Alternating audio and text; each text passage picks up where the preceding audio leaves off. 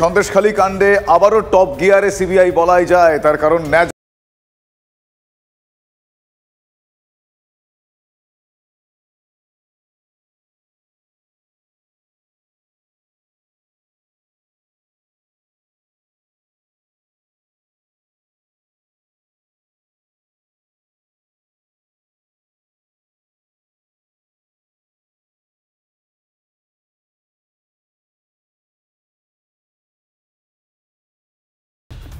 কলকাতা হাইকোর্টের নির্দেশে সিবিআই তদন্ত জারি হয়েছে সন্দেশখালীতে মহিলাদের উপরে অত্যাচার, জোর করে জমি দখলের যে অভিযোগ রয়েছে সেই সকল অভিযোগের সত্যতা খতিয়ে দেখার প্রশ্নে।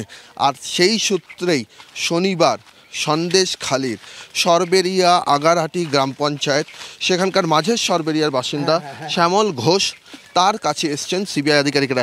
আপনার কত বিঘা জমি, কি অভিযোগ? ওই 3 বিঘে জমি ছিল, ওই জোর করে সব নিয়ে নিয়েছে। 3 বিঘে জমি ছিল। কার বিরুদ্ধে অভিযোগ? ওই শাহজাহান শেখের। শেখ শাহজাহানের বিরুদ্ধে অভিযোগ, এবং সেই অভিযোগ খতিয়ে দেখতেই এই মুহূর্তে সিবিআই আধিকারিকেরা এসে পৌঁছেছেন মাঝের সরবেরিয়া গ্রামে, এবং শ্যামল ঘোষের বাড়ি পৌঁছেই তাদের আশ্বাস জাস্টিস হবে। ক্যামেরায় কল্যাণ মণ্ডলের সঙ্গে সৌরভ দত্ত, টিভি 9 বাংলা, সন্দেশখালী।